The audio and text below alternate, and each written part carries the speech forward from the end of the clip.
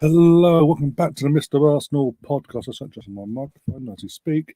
We are back for another transfer update special on this channel, as we're going to do throughout the month, every now and then when something newsworthy is worth talking about and reporting on to you guys and passing on to you people that support the Arsenal and want to know the latest transfer news and the breakdown and get my opinions on it, etc., and vice versa.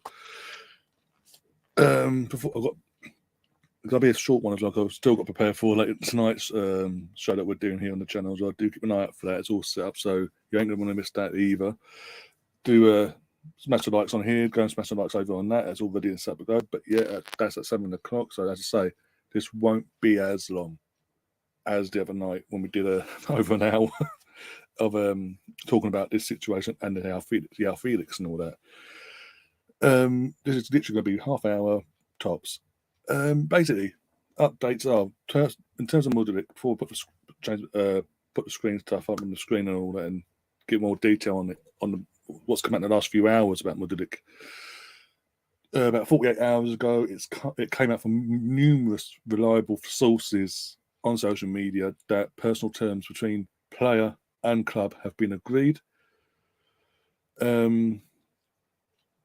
So yeah, that's no issue. It's now just down to solely sorting the structure of the deal in terms of finances between the clubs. And there's been, as I say, the last few hours, there's been a bit of an update. We started off with, we're going to start off with this here and put this on the screen first. Charles Watts tweeted this out a couple of hours ago. Shakhtar are considering Arsenal's second offer for Modric, because I already confirmed that a second offer has been now put forward to Shakhtar for Modric. And it goes on to say it's still way off their public valuation. And basically, anyone doesn't know yet, the public valuation that Shakhtar are putting out, as I say, publicly, is around, as they quote unquote, around the Jack Grealish mark, which is around 100 million they want. Publicly, they're saying anyway. But Arsenal have improved their offer for the winger. And I'm going to close it down and go for Fabrizio, because even Fabrizio's tweeted out on this as well. I'm going to get his tweet up, and his most recent tweets up on this, because not long after Charles Watts tweeted this, he's then jumped on it, and amongst others as well. So there is credibility to what Charles is now saying. It's not just he's saying and everyone else doing radio silence on the situation. It's ramping it up, basically. Yeah, here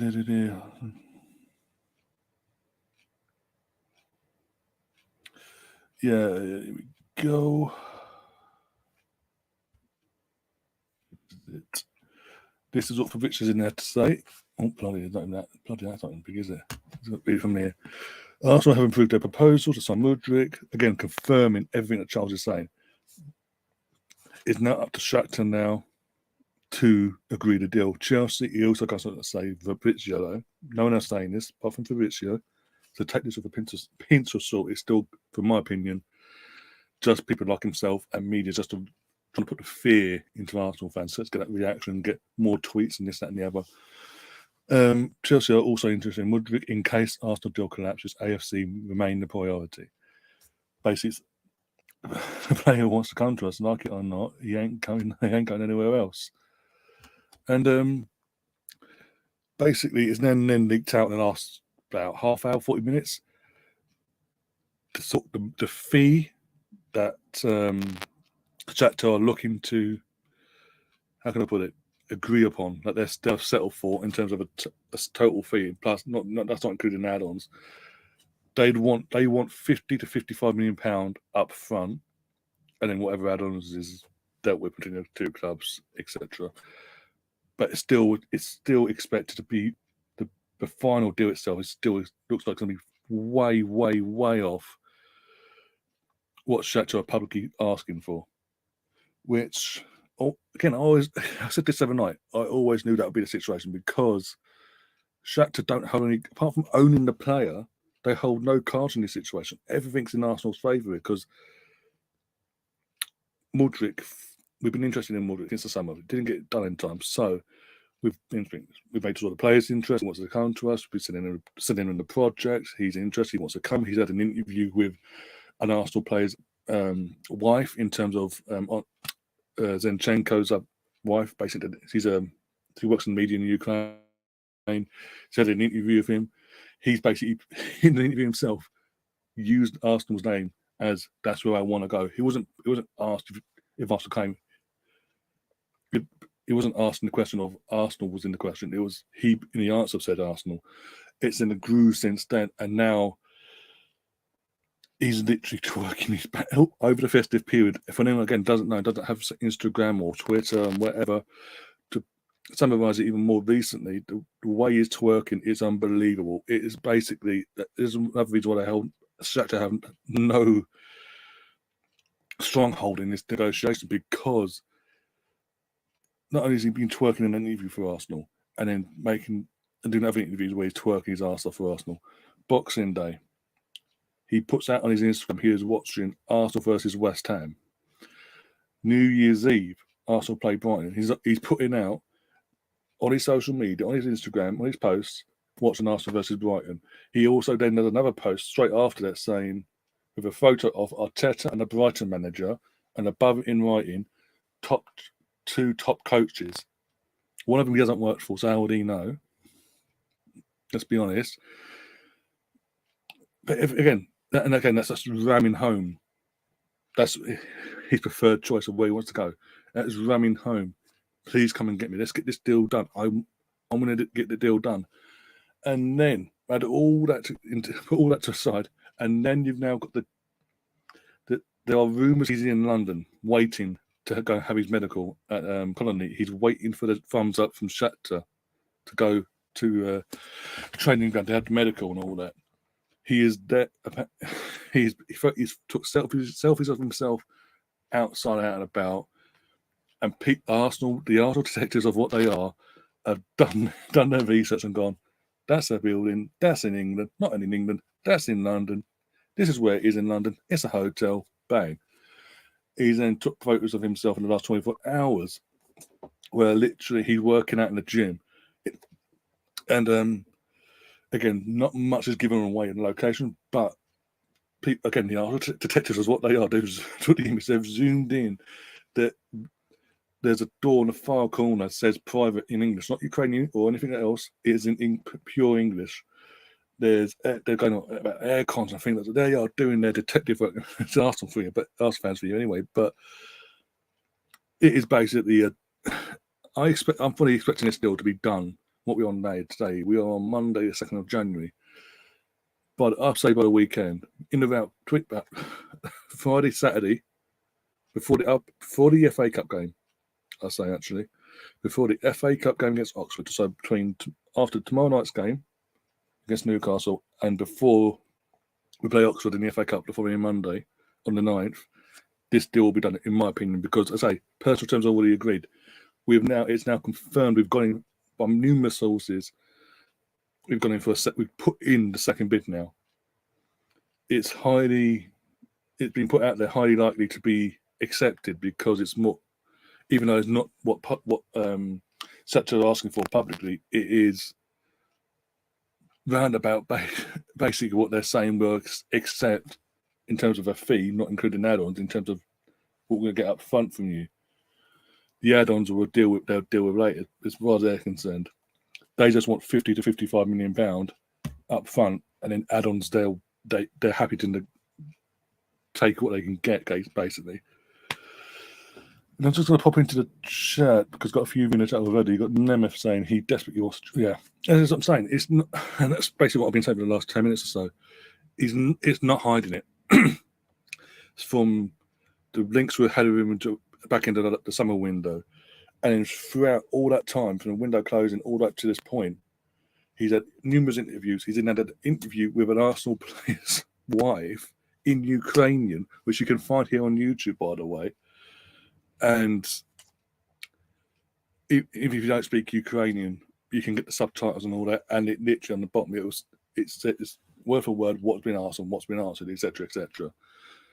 He twerks his ass off. He twerks his ass off in that interview with Zinchenko's wife. In that interview, twerks his ass off. Arsenal. All he can talk about nearly the majority of that interview is Arsenal. And that's a dream for him. And then if they come in for him, he'd love to come and play for Arsenal. If he got a choice between Real Madrid and Arsenal, he'd pick Arsenal. All that stuff, and then you fast forward to other interviews, bits and pieces, snippets he's done in other interviews. Again, twerking his arse off for Arsenal, and then Boxing Day, he's putting out on his own personal social media that he's watching Arsenal versus West Ham.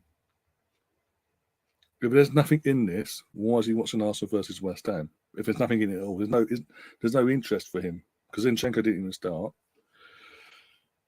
And then New Year's Eve, fast forward to New Year's Eve, he's doing the exact same thing, and then not he's showing that he's watching the Arsenal Brighton game in some random local on his tablet. He's then done another post straight after that on his Instagram again. The photo of his former manager, who played this now managing Brighton, and Arteta, and above it, 2 top coaches. He is twerking his backside off. And this is where I've said, even for the previous show that we did just before New Year, Shakhtar hold no cards in this situation. They have no, apart from owning him on paper, they have no say in this situation. They have to yield because the player doesn't want to be there. He wants to come to us. He's made it's publicly out there. And I think that's why they're yielding to an extent in terms of the transfer fee, which is pretty much coming around half of what they're publicly putting out there because of the situation that's been put in by Mudryk and the club. And you can't really. I mean, if you pull this off, we've been saying for the last few days since I did that last transfer show for New Year, it gives us options. Bringing in Mudryk, again, might be a lot of money, but he's not going to be a starter straight away. Just to make that perfectly clear, and I don't expect him to be a starter straight away because Martinelli and Saka. It's more of getting him in now, using these few months to bed him in, get him adjusted to the culture and the way the English game is played and to his new, and comfortable with his new teammates and all that. So come next season, he can kick on and really push for fighting for his spot as a starting 11 player. But also it gives the chance to rest on Martinelli or Saka time to time, depending on the opposition we play going forward between now and in the season, because they are going to need rest. Or if you don't get a Modric, or you don't get someone of that ilk, or someone of that ilk on the left or the right hand side, or both, you're running a very high risk of burnout again from Saka and Martinelli coming in the back end of the season, where it could be crucial to our title challenge if we're still in it, touchwood. So it makes sense. And what I'm liking about this as well, we haven't just had one bid rejected and we've gone straight back into the second. We've had the first bid, had it rejected. We've gone, okay, we'll dust ourselves down. We're going to go and talk to you now. And instead of going back and forward with 20 different bids, we're going to chat to you privately, come to an agreement, and then we're going to put forward that bid officially. And it seems like what they've done here. So, as I say, between now and the 9th of January, this deal will be done, in my opinion. Done and dusted. You'll be an Arsenal player between now and next Monday, in the next 7 days. I have no doubt about it. There's too much information out there now in terms of this transfer, just before the window, and now coming date not in 48 hours into a new year. Colin's in the chat said, morning. Obviously, morning where you are, Colin. Hope you're keeping well and have had a good New Year's celebrations over the weekend. Nemeth says, I might be late coming to the quiz tonight. That's no problem. It starts at 7. You can just join in the chat whenever you can, and obviously you'll be able to take part about everyone seeing the guesses from our perspective anyway. Being saying he didn't get another vacation. Again, that's a YouTube thing. It's not a new thing. But I'm not going to lose my sleep. Don't lose sleep yourself, because it is a YouTube thing. We know from time to time they do this to these channels. They do it to the bigger channels as well. So no surprise there. I saw a Savage thing. I've heard it, but there's nothing concrete on that. So I don't want to really touch on it much. But if it becomes something, then obviously going forward we will touch on it a bit more. But again, if it does turn out to be more concrete and something we are looking into this window, that's sending out massive signals. We ain't messing about this. We want this title. We ain't just bend over and go, okay, we've got this far, there you go, so you can run away with it now. I just don't want him showing that same twerking for Madrid or Barca if he has a good season or two with us, for us, sorry. Again, the past, I get what you're saying. I think using Madrid and Barca as an example, and Madrid are always going to have that pull because of it's the history and all. Barca, at this moment in time, don't have that. And even then, they both have to pull. Historically, they both have a pull. But look at the players that have gone since they started, especially with Barcelona recently. They started doing this rebuild at Barca. Financially, they're screwing themselves to try and get back to the glory days, and it's making them all financially worse off, where they're having to either let players go for free in the summer, or players they only bought 12 months ago, they're looking to sell already, or even 6 months ago. There's rumours about Rafinha because, and do you really want to go to a club that's in turmoil? And yeah, I say you could have come in, hit the ground running, have a couple of great seasons, and then get bigger offers from bigger clubs. With all due respect, like you say, Madrid, bastards. But if things are still continuing on a trajectory going upwards at Arsenal, and there's still anarchy financially and in every other aspect in Spain, for example, with Madrid and Barcelona, are you really going to want to go from where you're progressing, you're with a team that's progressing, going up in Europe, not just domestic, but possibly in Europe as well, to a team that's historically had that, but not going to have it because they've screwed themselves into the ground? Again, I said this overnight, BX. I mean, I don't know if you was in the chat at the time. I was replying back to you about this. Arsenal will take full note of how he's put himself across in these last few months, in terms of the twerking, as we say, and how desperate he has been to come to us, as Nemes mentioned. But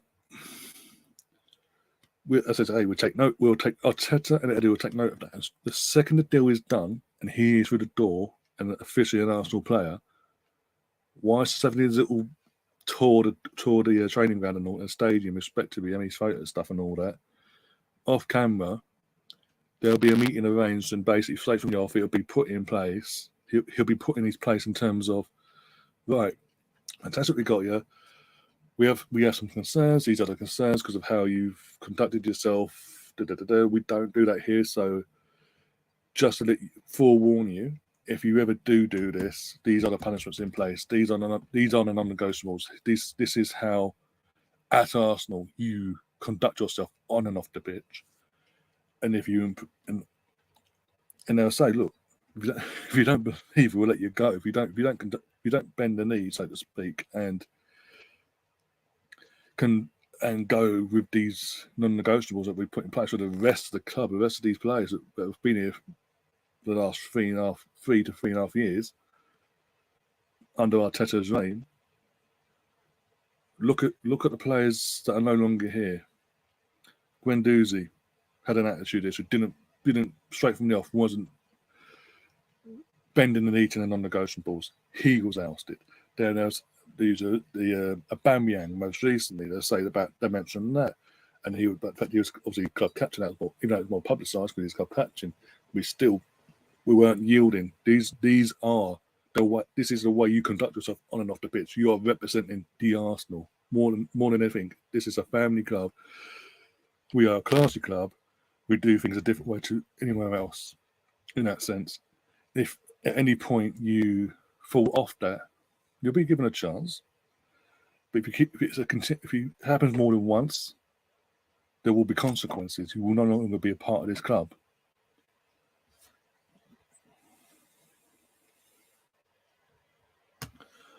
I'd put a fat buyout clause so we win. Yeah, exactly. I think we will do that as well because this kid, again, we've got to remember, he's 19 years of age as well. 19 going on 20.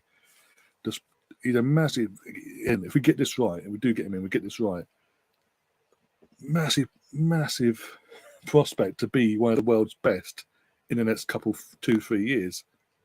As long as we get him in, get it right, if progression goes forward at Arsenal. And he's every chance of doing it because he's got competition straight from the off. It's not like, as I say, he's not going to come in and be, even though we paid a big fee for him, he's not going to just come in and go, I'm in an 11, I'm untouchable. he's got to go against toe to toe against Martinelli for the starting 11, for the starting spot on the left hand side. There's going to be times where he's going to be asked to play out the right, possibly, to give Saka a bit of rest, potentially. But the main position will be at the left hand side, and he'll be told. He knows he's got competition straight from off. He has to take his shots when they come in initially, but also at the same time really ramp it up and put the pressure on Martinelli. Because if he doesn't, Martinelli just be like, "Oh, I'm sorry, you're my backup. Deal with it." And that's health. It's good. All this is good because it's creating a competitive, healthy competition going forward, and we want that as well. We don't just want, as fans, we don't just want a great starting 11, some great subs here, there, and everywhere in certain positions. Not in every, but in certain positions, and that'd be it. And some okay-ish squad players. We want what we had years ago. I mean, we had this years ago, before the downfall of how we've gone and all that in the last decade or so. We had competition for every position you can, outfield-wise anyway, for years. For years. I mean, you look at the Invincible team, for example. Obviously, aside from that, obviously, as I say, apart from a few positions, Ashley Cole was obviously out in his own. There's no one. He was the best left back in the world, and we had him at the time. But anyway, whatever left back we had as a backup was a backup. It was never going to be anyone to sort of really push him in that sense. But when it comes to the centre backs, obviously the first choice was Kolo Toure, Sol Campbell. You also had Martin Keown,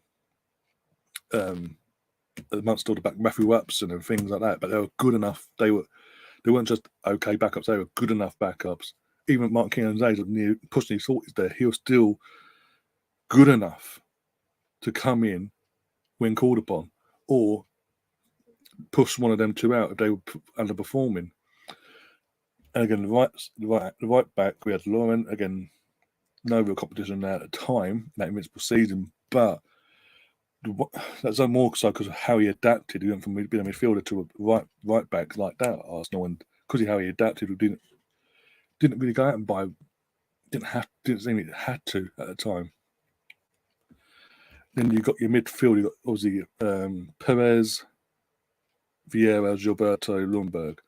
Look at the backups on that in every position we had there.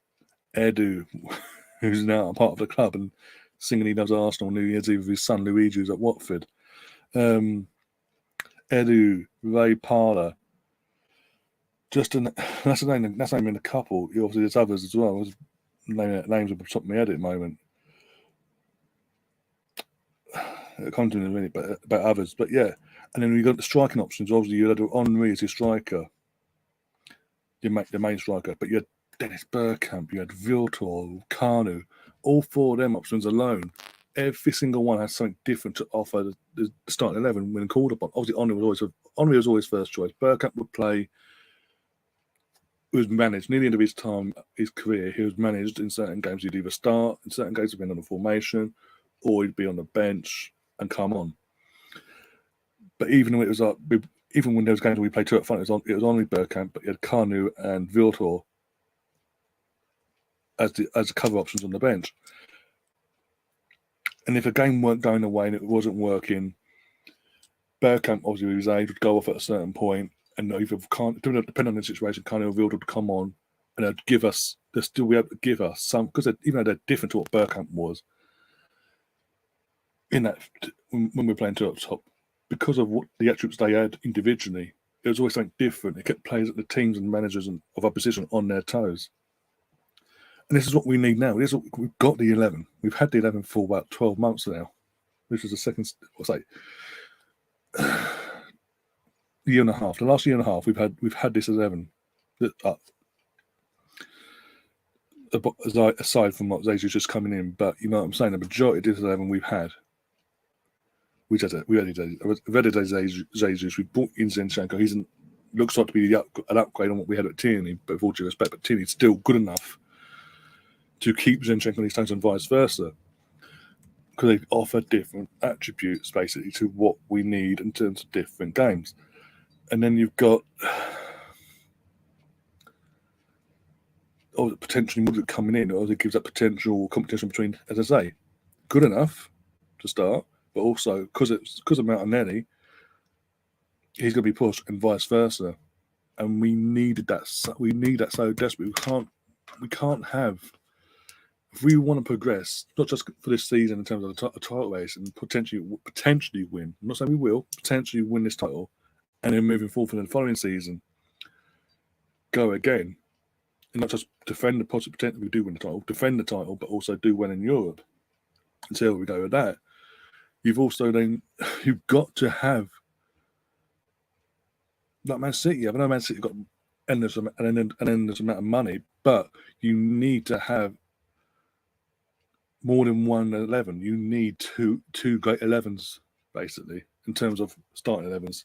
So if injuries come across or suspensions and things like that, the person coming in for whatever to fill that 11, the starting 11, is more than capable and more than good enough to can't be that debutant coming in. You're not going to see a massive drop. We do need to go and get someone like a Savage in order to be that competition for Partey, for example. Because we've seen it this season more. We saw it back in the last season, but we've also seen it now this season as well. Because Partey's going up even higher level this season, in my opinion. If he doesn't start in a game, like we've seen in the Europa League or the Carabao Cup, he's been rested. The levels drop in the midfield. We need to get the Savages of this world, or potentially whoever, that's going to be at the same level as a Partey.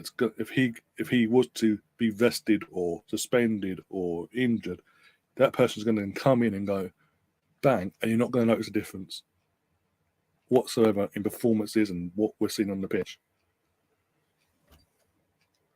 So I'm loving in general. I'm just loving what we're doing. We ain't messing about. There's no mercy now. Like Beak says, do smash that like button and do subscribe as well. If you do subscribe and do hit the notification bell as well, so you do hopefully 9 times out of 10 get your notifications when we do go live. We do have another live coming up at 7 o'clock tonight. It is a Mike McDonald, who's a regular to the channel. He's hosting his Who Am I quiz against a New Year special. Let's see how it goes, and then hopefully bring it back throughout the season and potentially the summer as well. Colin is also saying the speed, the ball control on the first touch. I think Arteta sees a force 9 type in Modric, but that's a potential again. Especially in the last year to year and a half, in terms of the players we've been bringing in since not this summer gone, the last summer in 21 summer basically. Every player we've obviously the goalkeeper. You can't be versatile as a goalkeeper, but every outfield player he's brought in. They're all versatile players. Ben White, centre back, right back, can play also in a CDM role if called upon that last resort. He's played there before. He's got that versatility there. Zinchenko, before even going Man City, was a left midfielder. Got played at left back. Got converted to a left back domestically, and even more recently in his international level, he can play centre mid. So he's got that versatility as well, and we see that as well. We do see that when Zinchenko plays, in terms of. He can be at left back, and then as soon as we're off the ball, he'll drop in and slot into that midfield, make a trio instead of a duo. Saka. We mentioned he inherited Saka, and Saka when he inherited him, he wasn't playing at left back, so that's left wing back and all that malarkey. He's now been converted into a full-out. He's a left-footed player as well, a full-out right winger. He's made it his own. He's bossed out. Pepe went hard, but still, you know what I'm saying. Smith Rowe, he's again a player he's inherited. He's more of a cam, but he's got him at cam, left mid, across that line. Jesus, who is actually our striker, but can also go out and play on the left if called upon. We can do switch arounds between the front three, who's going to be up top at different times depending on the situation. I mean, yeah, I'm not even going to entertain that comment from BX about a certain player at Crystal Palace. It's not even worth it. It's just not, yeah. It's driving me mad. He knows it aggs me because I have my opinions on Zaha. But I'm trying to think, Fabio Vieira. can play anywhere across the front three, plus where Odegaard plays if called upon. So he can play four different positions, but he also has to take. He does prefer to play in between the lines and play that and all that malarkey. So he prefers to play right, sort of central, like right to central, whatever positions, except basically. Trying to think now. Bloody hell, this is a. Oh my days, Saliba. He can play. He can obviously he's our centre back, but he can also play the right back because he played there last season with occasionally with Marseille. It's just my point is he does like to bring in players. If they're not versatile, not a problem. He can make them versatile, but he does want his players to be able to come in and be comfortable playing multiple positions if called upon, depending on squad depth and what's needed at the time. So yeah, that's good. Again, and especially with the Jesus situation, we don't know if he's going to be back early to mid January, early to mid February. Sorry, with Jesus. It could be a thing of we get him in early now, let's say the next week, and use the rest of the month to basically ease him in every now and then the odd appearance from the bench initially, just to ease. I say you ease him and you do what you do. If he does what Wenger did, for example, when Jose Antonio Reyes was brought in 2004 in our top winning season, the last top winning season, and he said he brought him in. I've got the DVDs and all that. And he says the reason we brought him in now is that the summer gave him 6 months to adapt, but at the same time, when he did bring him, he didn't start straight away. It was literally the cameo, the 15 to 10 minute cameo appearances at the start, ease him and get him comfortable. Once he's comfortable within the squad and adapted to England and the weather and all that, and he's settled, he'll start getting the odd start here and there when necessary, basically in the FA Cups or the Champions League, etc. Sam saying our front line, I'm going to put it up now, one sec. Our front line with Mudryk included will be fine. It'll be just a tad. And that's without Jesus. That's without Jesus at the moment. Imagine what it's going to be like when we bring Jesus back from injury and you've got the options of a Saka, Jesus, Martinelli, Smith Rowe coming back, by the way, Modric, Fabio Vieira. We've then built an incredible attacking options for a trio there. And there's others I probably haven't mentioned, so I've just gone out my head for a second. But and you obviously you've got, as I mentioned Smith, but also you can play the Odegaard role if Odegaard needs resting or whatever between now and the end of the season. But you also got Odegaard, who's in the form of his fucking life, by the way. He's brilliant. And again, Sam, you are in the chat, so I'm going to shout you out here because I remember in the lockdown season, 6 months, the 6 months before we brought him in on loan. The 6 months before, 6 months before we brought him on loan, there was rumblings, nothing concrete again at the time, that we were linked, that we were interested in having a look at Odegaard and bringing him in the window that we did.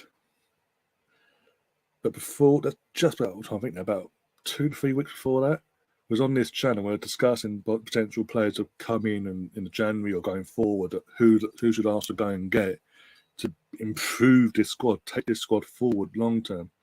And you actually said, you actually said there's someone that comes from, because you obviously at the time you were in Norway, living in Norway at the time, and you said no, there's someone that there's a player that's at Real Madrid, not playing at all, never got given a chance.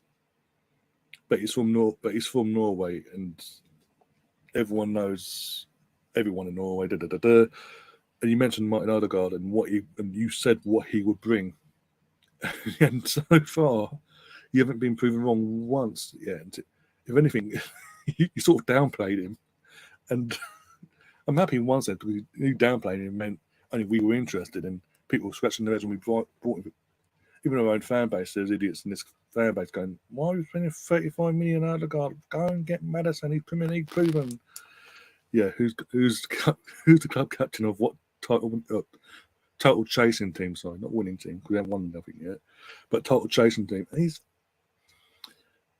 I remember, again, summer, I was going to the Emirates Cup game against Sevilla when it was officially announced that he was the new club captain officially, because we knew it was coming, because obviously he'd been given the armband back into the season, and it made us, we were discussing in the channel and all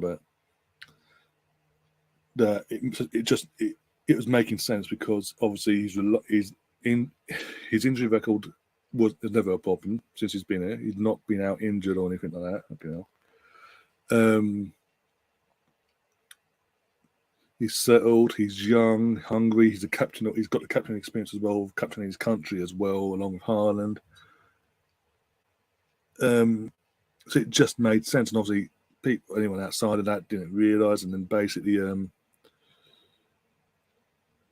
got people going, "Oh, this giving the arm at such a young age. He's not long been here. This could make or break him," and he just took it on like you wouldn't believe. And as I say, he's now in arguably the form of his life, and it's only going to get better. I mean, the goal he scores the other night against Brighton, hits it into the ground. That's like, comes in full pelt, by the way. Comes in full pelt, hits it in a way.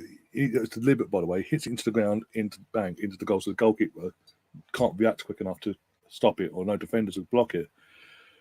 And then the assist to Martinelli, like the pass from Partey to him, and then he just goes literally one swoop, boom. Oh. And you're again, as I say, he is thriving off it, and obviously we're seeing the celebrations and things like that, and the aftermath of the game when he's going over to the fans, giving him his shirt, and like all the other players, and you can't really complain. Did you on Saturday? I mean,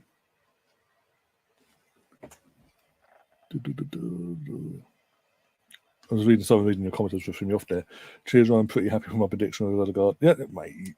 As I say, I'll never forget that you did. Before it was literally more, it's like coming out there with a link to him. You was literally there like, this is who we should get. You were just suggesting it in what he'll bring to us and what he can give in that midfield and creativity wise. And he's taken, as I say, even before got given the armband, like last season, we were seeing glimpses. It took a bit of time to obviously fully adjust because he's becoming permanent now. You knew he was settled, but you're still you're seeing glimpses of it for last season, and it's sort of back end of last season. The second half of it's basically you started really more consistent week in, week out, even more so when you got given the armband, but as a vice captain at the time. And he just took it on even further. And I think the confidence in his team has just gone skyrocketing because he's the captain as well. It's bringing more life to him because he's playing again. It's a thing.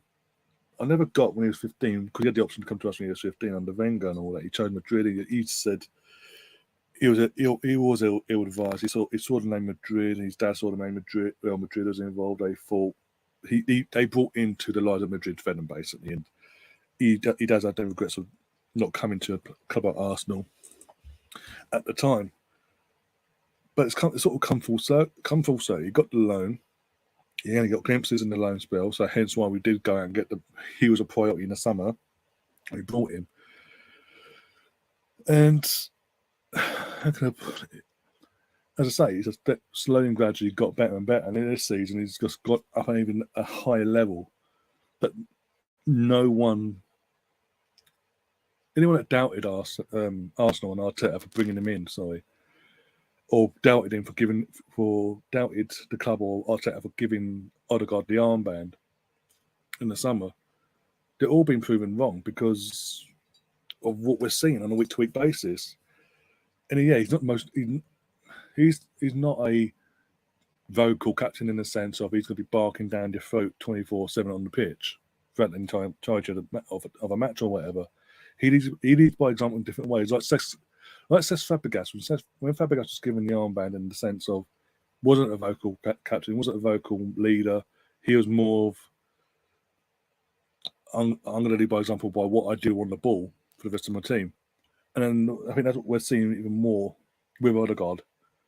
And because he's got certain other players around him as a support network, we're just seeing this fantastic season we've seen so far was it 14 wins, 1 draw, 1 defeat in the league, 1 defeat in the League Cup, which obviously was more of a B team when we put in that game, and the other defeat was against PSV. And we'd all but qualified anyway. Imagine if Ozil, Kevin De Bruyne did what Odegaard did on Saturday. Mate,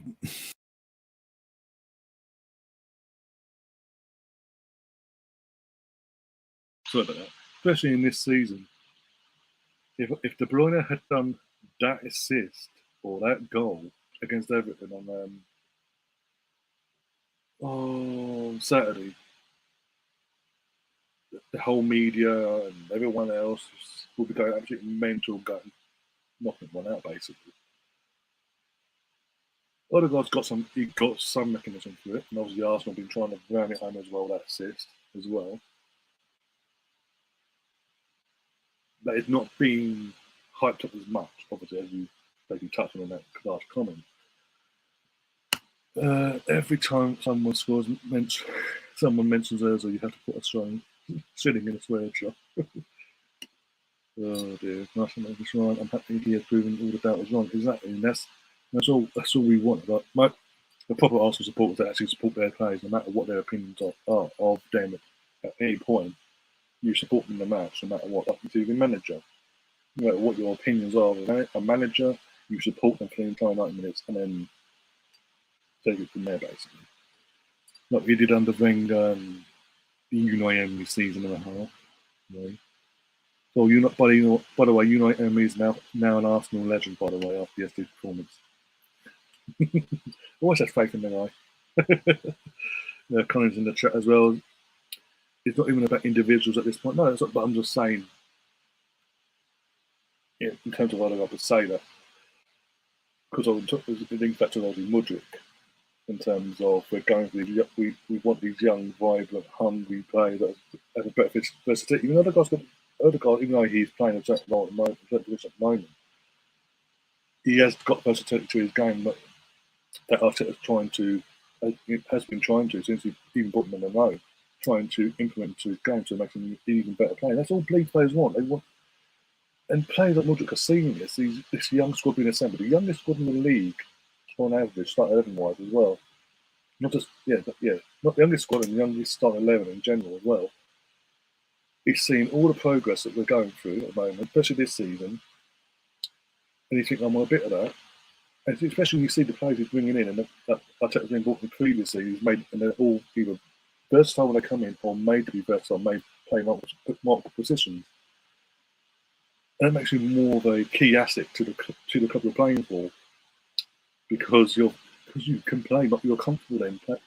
You're not just stuck solely to one position. You can more than comfortable playing multiple positions, and you won't feel out of place. You won't drop in your performance levels. And again, I think that's a huge reason why Modric has been twerking his backside off us for the last 6 months nearly. It's more so the fact that we are a team again, whereas in previous season hasn't been that way. Well, it hasn't been when we had Alexis Sanchez. I know we had Ozil, but he wasn't. Consistently wise, Ozil wasn't performing. Didn't perform to that level. It was Alexis Sanchez. If we didn't have him, if he was missing the game, we didn't go. It was like, what's going to happen? What's going to happen? Then after that, we brought Aubameyang in. It was, if he ain't getting the goals, where's the goals coming from? We've now got goals coming from everywhere again, and it's been so. But what 6 up to this squad being assembled? It crept in last year in terms of goals coming from midfield. It's got even better this season.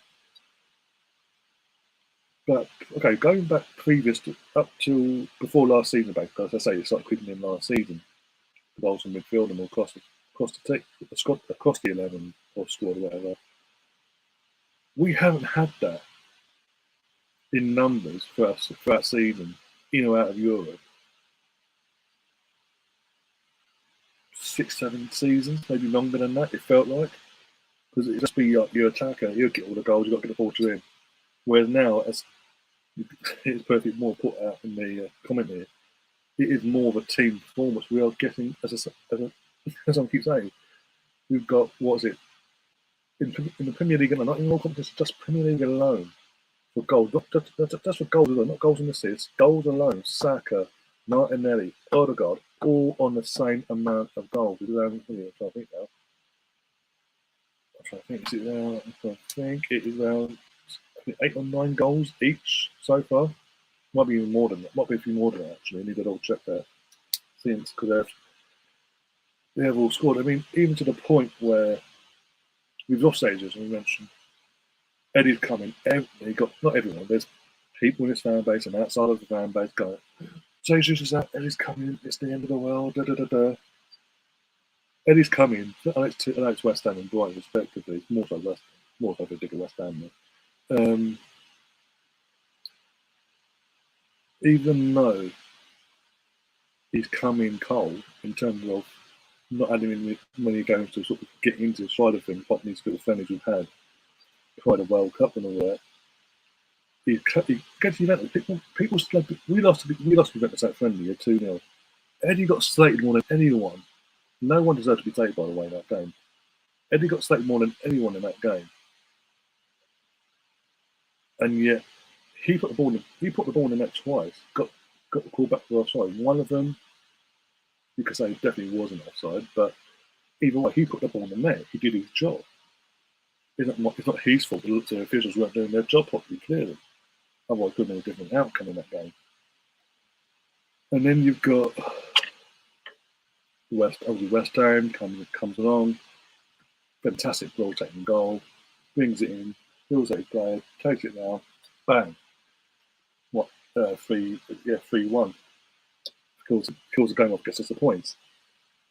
Against Brighton the other night, just in the second half, more involved in the second half when calls an up from that end. Again, something Jesus wouldn't give it, Eddie does. Goal poacher. He will be there just in case. Boom, like we saw with Marty comes running the other shot.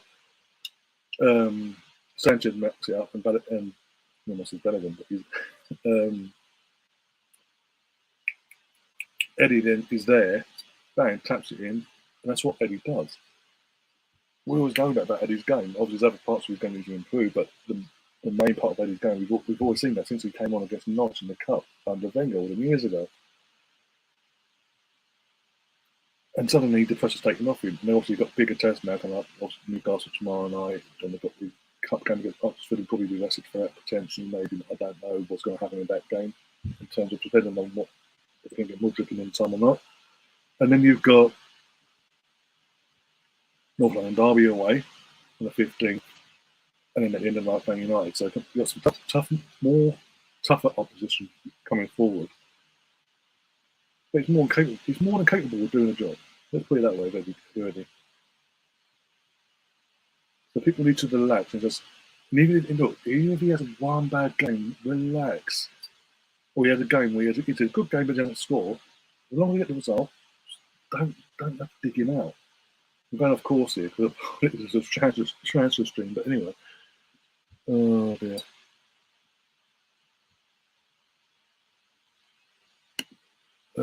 Got Chris Moss in the chat says, well, what terms of about 48 hours ago, that information leaked out about 48 hours ago, that terms have been officially agreed between the club and the player.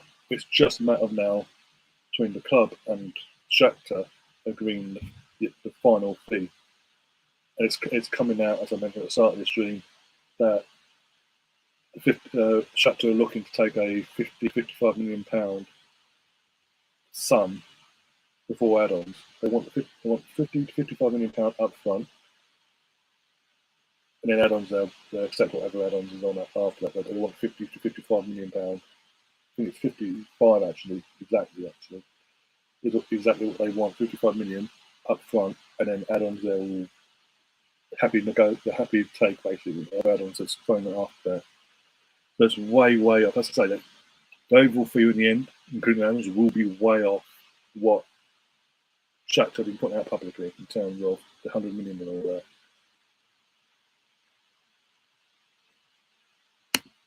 But again, not including in one lineup, but that's an Arsenal fan base having a nuclear meltdown. What about what? Maybe he needs a rest. Maybe he just needs a rest because he has been playing regularly since he's gone there in League One. Maybe he needs just one game rest. And he'll be back for the next game. Maybe just that. But let's just say Arsenal fans, Arsenal fan base, some of them see that and go, "It's the end of the world." 18 points clear of Chelsea. Yep, as it stands, and obviously Arsenal were to win tomorrow, if being the operative word, but it is Newcastle, so in respect. If we do win tomorrow, that's 21. Will be 21 points clear of Chelsea in the first week of January. But no, after all these years have been that far behind them sometimes.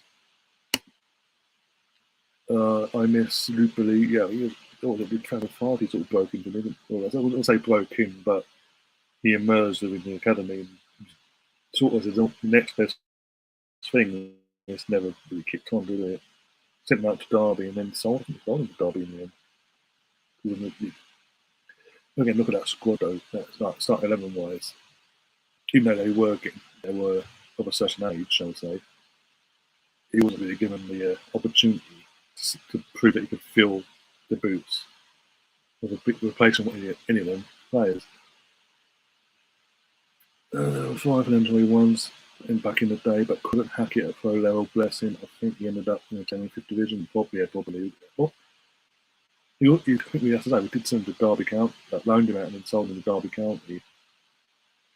And kind of like this is like once he left there, whatever. Won't surprise me.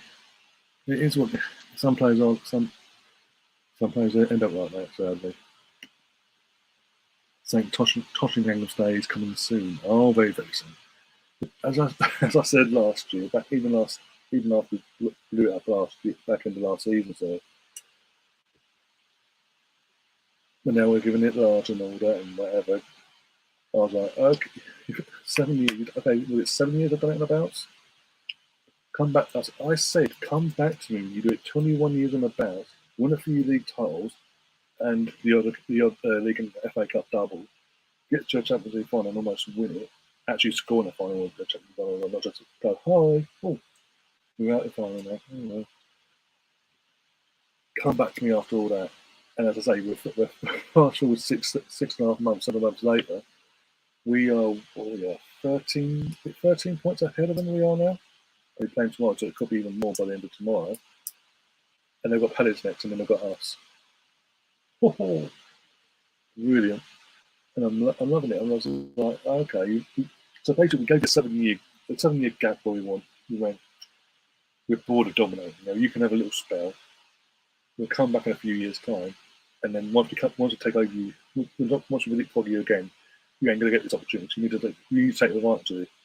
And they never did. And that's all they celebrate. That's all they've celebrated the last 6 or 7 years, whatever it is finishing above Arsenal. Woohoo! First time now, okay, you can celebrate. It's been 20 odd years. But second, 2, 3, 4, 5, 6, 7, what are you playing at? Still celebrating for? We mock you. We mocked you for 20 to 21 of them times we finished above you previously. We were mocking you. I mean, to the point we're mocking you in 2017 for finishing third because using the title race. All you have to do is beat Newcastle, who was already relegated, and they just went, "Oh, you have 500. Oh, Arsenal won. Oh, well, we're third." And you mocked. I mean, I've still got the images on my old Instagram and all that. Not as mocked up straight away of an Arsenal red flag, St. Tottenham's Day, Harry Kane, that horrible kit. And just mocking the life out of it. We mock you. You just fucking celebrate it like it's a trophy. It ain't a trophy. You ain't won trophies. This is the thing. Even in them 6, 7 years that you've been finishing above us, we've won 3 or 4 FA Cups. We're in our worst period in our lifetime. In my lifetime, anyway. We've still won stuff. Going through the back end of Wenger's time. 6 months into Arteta's reign, in a pandemic. A fucking pandemic came along and we won an FA Cup in Arteta's first few months of first few months of his reign here. he didn't want to back the Community Shield a month later. And then you will celebrate it now. It's too late because we've put. And you celebrated like you wouldn't believe last year. Like you'd actually won a piece of, like, again, finishing above us was like winning a trophy, like, woohoo, you finished above cup, woohoo, it's a miracle, but still. And yet, you didn't push on. We went away, it hurt us. Not just because it was you. The fact we missed out on our target. But you were just an extra bonus that it hurt even more. And we dusted ourselves down with the squad we had. We won again. And then went, okay, this is what we're going to do. And we just went, bang, Zinchenko, bang, Jesus. Turner's already coming in. We knew that was coming as our backup goalkeeper. And a few other signings along the way. Bang, bang, bang, bang. Come the season was ready. Blitzed it with pre-season, by the way. Blitzed it every game. Come to the opening night, on Sky in the UK, under the lights at Selhurst Park, away to Palace. Expected to go, same again as last year. Like from Sky and all that, and media. We went, Martinelli and Saka, thank you very much. 2-0, got out of there 3 points, and we kicked on with the season with a little setback against Man United. And that's only because we switched off for 5 to 10 minutes in that game. Over the course of the match, we should have won that game over the course of the match. We just didn't take our chances. And as I say, for 10 minutes, we switched off, and that's what led them to score a second and third goal themselves. Aside from that, again, we dusted ourselves down and went again, like a massive run. And we haven't looked back since. We are top of the league by 73 points, and against a team that has a country backing them year in, year out, that has Haaland, a machine, a robot scoring goal after goal after goal in pretty much every game. The guy's broke the record for hat-tricks already this season for a striker in Premier League history. He's already reached 20 goals, and we're still above him. Yet we're still not getting that respect that we should be getting at this point. We're still not quite halfway yet because of the World Cup. So every excuse is like the goalpost moved every time. We could potentially, because again, if our fixtures and Man City's fixtures, we could potentially still be come the full-time whistle against Man United at the end of January the 22nd. We could still be 5 to 7 points ahead of City, if not more, depending on the results there and as well. And they're going to catch it, they're going to walk away with it, going, Neville will be crying, going, they're going to still do it. I can't have Arsenal win the league. Because it'll irk him, because also somewhere he tore us to pieces as a club. He was like, no, this is their best chance, they blew it, they're never going to go backwards. May not have jumped ahead, and obviously that hasn't happened, but turmoil at United, because they think they're better than everyone else, and it's hurting him even more, and I'm loving that from that side of things. Oh dear. But again, I mean, the fixtures are falling Newcastle aside, because Newcastle can be a tough game. I can't even say, I know they've got points at the weekend that 100 leads. So that's going to be a tough, and we are at home, but it's still going to be a tough game. I do think we'll scrape the win. It'll be either 1-0 or 2-1 win, I think. I don't know, so we'll see. Might change the now before the game kicks off. But still, I do think we'll win that. And I think with Tottenham going through what they're going through at the moment, with the 7 defeats and 10 or something like that. Something like ridiculous like that. The form they're in, basically. They're playing Palace midweek. Away, by the way. Patrick Vieira, Palace. Come on, Vieira. Do your job. There's potential points drop there, if not 4 points. I mean, like they could actually lose where they're going at the moment. So they could lose that. Then they've got an FA Cup game, which they could, again, there could be, it's FA Cup, there could be an upset there. Doubt it, but you never know. And then they've got to play us. And the thing is, if they lose to Palace, they're going to have to go full for confidence, just for fucking confidence. They've got to go full strength against Pompey, who it is they've got to play in the FA Cup.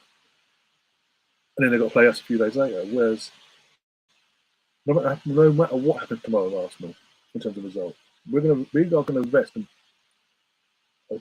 good bulk of our first choice 11 against Oxford. There'll be a few on the bench just in case, and a couple starting maybe. But the bulk of the 11 will potentially be rested for Tottenham in mind. But we'll be fully focused and fresh for that North London derby in the 15th. Again, it's turning out that potentially it could be falling for us at the perfect time, form-wise.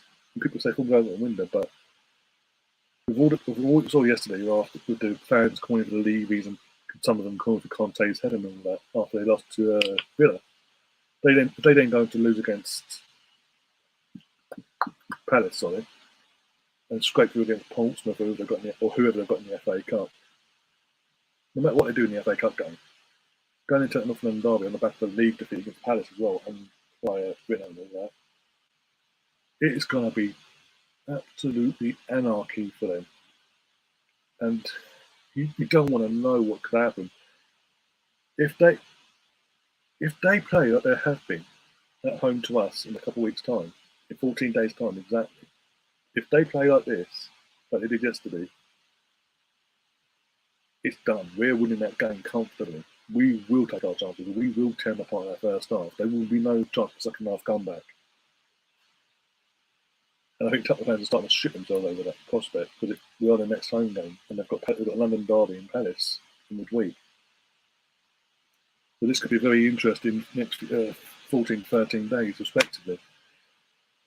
But yeah, let's go check a few things. Would you say I'll take a draw away? In normal circumstances, if they weren't going through what they're going through now, yeah. But with how they're forming at the moment, no, 3 points, get in there, get there now. Get them white there on their knees. Punish the bastards. Make them wish they'd never been born. Then get the 3 points and go. Thank you very much. On to a title charge. And I think that irks me even more because we are doing what they should have done. They should have progressed by now and gone, okay, we're going for the next level now. We're going to go push for a title. We should be competing for top 4. It's the other way round. And again, that's another kudos you've got to give to Arteta and Edu in the game for what they've done at this club. Oh dear, but you know what? I'm going to stop wrapping things up because I've got to get myself for dinner and get ready for the podcast, the quiz in a couple of hours' time. Again, I've gone on longer than expected, or planned to anyway. And again, cut the BXS, kindly hit the likes and subscribe, everyone. Yeah, it'd be massively appreciated. And as I say, we do constantly put out content pretty much every day or every other day on this channel, especially at this point in the season. It's up pretty non-stop. I mean, we do cover the Arsenal women's game as well. So we've got that. We'll grab that back on the 15th as well. So it's going to be pretty much again. Might not feel a lot at the moment, but it could be hectic from the 15th onwards because we're going to obviously cover the men's game up to that point and beyond to the end of the season. Plus the podcast and the weekly podcast we'll be doing it. We'll start pick up as well either this week or start next week. Getting that up and running again as well. The weekly podcast or two. And then we've got the women's game coming back on the 15th. Arsenal versus Chelsea, the Emirates. We're covering that. 15th. I don't know anymore. 15th. The same day as North London derby. There'll be 2 London derbys. Yay!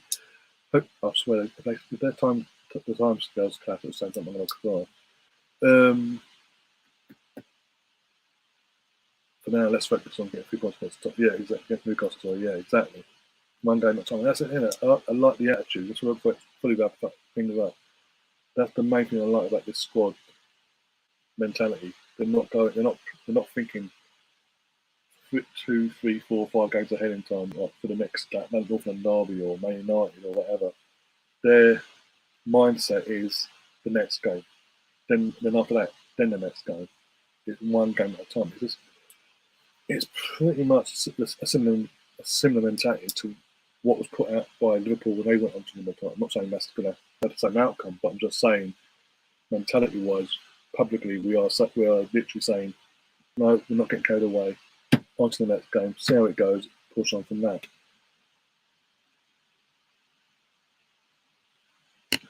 Maguire looks like he's been told he's not 10 Hag's at the back. Look for a move. Who's not fucking taking? Let's be honest. Who's taking Maguire? Anyone, Premier League-wise, takes on Maguire.